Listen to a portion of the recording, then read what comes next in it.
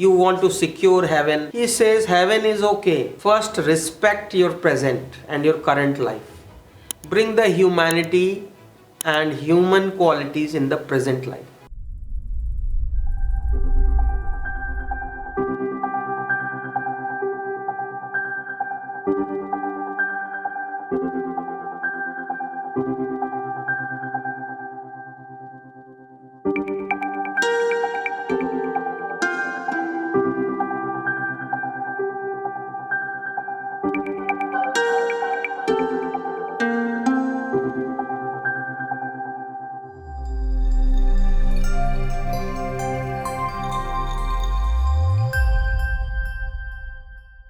Welcome back to Humanity. We're going to continue our conversation from where we left off the last time. So we're going to take it step by step. Loving the human and the humanity is better than that of the lust for heaven. So I think this is a very creative sentence, and this is one of the sentences where even 100 or 200 pages can be written out of this sentence. So loving the human and the humanity is better than that of lust for heaven. If one can do a white paper or a PhD in this sentence itself. So you can see in scriptures how saints in the past like Matthew, John also have written that love your neighborhood as you love yourself. Or a person who loves God but hates his brothers and sisters, is lying actually. In the same way, there is something like in Hindu scriptures, Chandogya Upanishad. It also says the same thing, that the soul is nourished with the love of humanity. So there are various references. Surah Al-Baqarah in Islam also speaks same thing. This is very important, that we are thinking of life after death without evaluating the beauty that is there in the present we have got as human beings. So that is what he is saying is, do things with a practical aspect and good heart. Thinking with, I will do this so I will go to heaven, I will do this so I will go to heaven. I am loving dog because my zodiac stars will help you this way. I speak to you politely because that will give me the virtues, and that virtues I can enjoy in heaven. Is a theoretical thing. Is that what he means by lust for heaven? Lust for heaven, yes. So inside you don't feel good of the person, but you speak very nicely because you want to secure heaven. He says heaven is okay. First, respect your present and your current life. Bring the humanity and human qualities in the present life. So as opposed to being lost in all of these activities, you must first align with your current life, current situations, and the people around you. So humanism is better than nihilism. So nihilism means you can say no inherent meaning in the life. Some people think that we have got the life, why we have got the life, how life has come into existence, what was there before human took existence. They think in this way. But nihilism says there is no inherent meaning in this. You just occurred in this universe. It is just by mutation. Okay, there were apes. After apes, it just happened that human came into existence. Why we have sun as the star is, it happened just like that. In the Milky Way you had sun, and just like that you had earth, and just like that you had life. So there is no meaning. Things are just happening the way it happens. So what he is saying is, instead of going into this kind of philosophy, humanism is better. And deep thinking is important. Everything that happens in nature is for a purpose.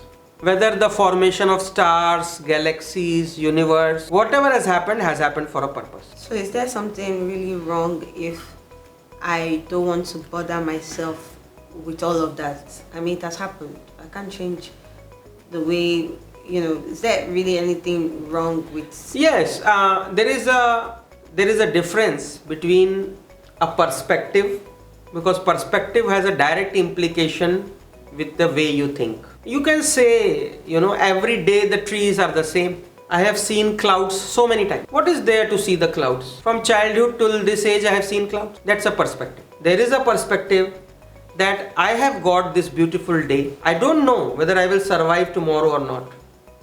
Let me see the clouds and experience as if I am seeing first time. So that perspective will bring the energy, will bring the beauty in your own perspective. You may say this house is the same, paint is the same, and your relationships are also the same. Some is 5-year-old, some is 10-year-old, some is 20-year-old. But what is that you will get out of that perspective? But imagine you think creatively every day. Oh, I have a divine baby to play with every day. Oh, my relationship with wife is always afresh. It's not 12-year or 20-year-old. It's like every day it's a new. So that perspective will bring positivity, will bring happiness, will bring glow in the life. Realism is better than humanism. Realism is better than humanism. So this is also another part. Realism means knowing the facts with a scientific view. Why this is happening? Is there any fact behind it? So not idealizing things, understanding in reality what is the thing. How is that better than humanism? What is humanism in this case? Humanism is a way from the heart where you connect with empathy. But realism is acceptance of the fact from your mind. How the nature exists. Like knowing about yourself. Knowing what quality of thoughts come inside. Knowing about what are my positive aspects, what are my negative aspects. Is it part of humanism? No. Humanism is a behavior which comes from the heart outside. But realism is understanding what is the accepted facts on the table. Knowing about yourself, knowing about your environment. Can be in your office, knowing about your boss, your colleagues. Is realism. It is different than humanism. So this whole aspect is about delving deep into the understanding aspect and taking a look at your present life as to why you are in this situation. So religious humanism is the best. So religious humanism, religion, what does it deal with? Religion deals with godliness. What are the attributes of God, how God behaves in a particular situation. It talks of moral values, ethical values, and humanism with it adds spiritual depth with it. Heart is positive, guidelines are given by the religion.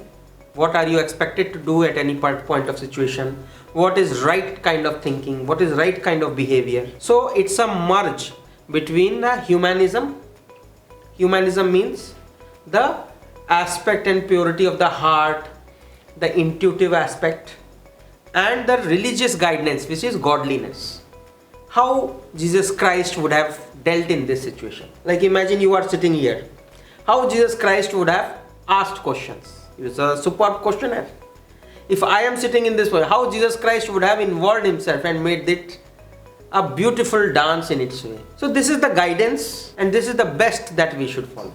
I hope everybody takes that into consideration. If we look up to the life of Jesus, how do we implement that in our everyday life and the people we deal with? See, this is exactly the principles, because thousands of years back he was there, and how he behaved, what are the behavior, what are the ethical, moral values, spiritual values he upheld. Now imagine that Jesus Christ is here in 2024 wearing a tie, suit, or wearing a shorts. How he would behave.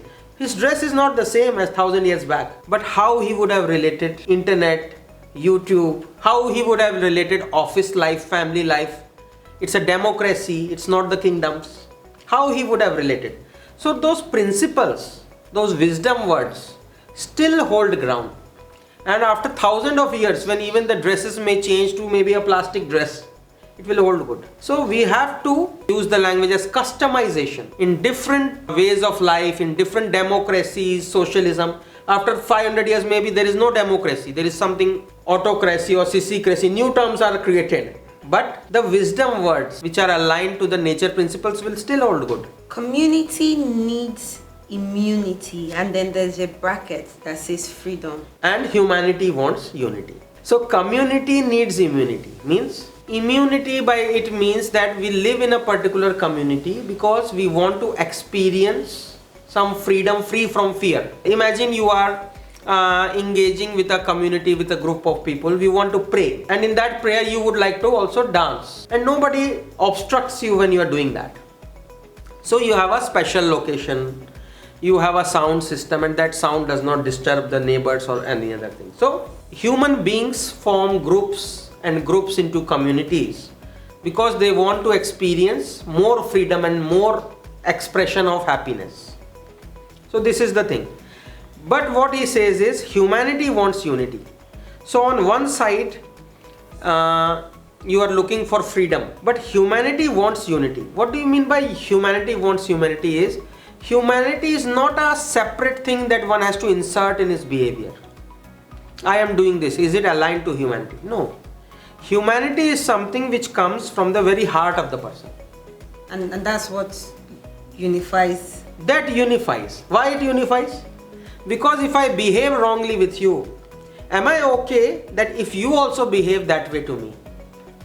So that sensitivity is humanity. So do to others what you want them to do to you. Correct.